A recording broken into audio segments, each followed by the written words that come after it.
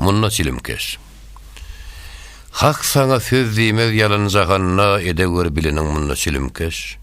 Terede gurulan heyhat gününne jogabyň nämedir anna silimkeş. Jepalar hasretler görer şumseriň, eşektek aňyryp daralar ýeriň, agdyňdan geledir düýtlü kan eriň, bir nişana büdürden silimkeş.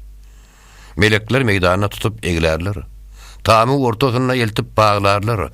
Sinelerin zıgır dağlarlar köp qalar sen qara günne silimkeş.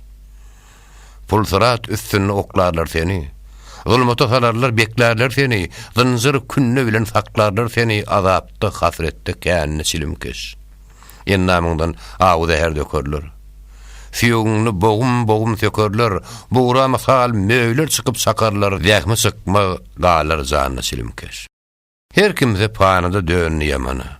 O yerde dad eder geler amana. Namazın terk eden gıybet zıvana yollaş olur yoğudgun silimkeş. Mağıtım olu. Doğduk sarı başlarlar. İlanlar öğürlüp gelip deyişlerler. Elterler cehennem içine taşlarlar.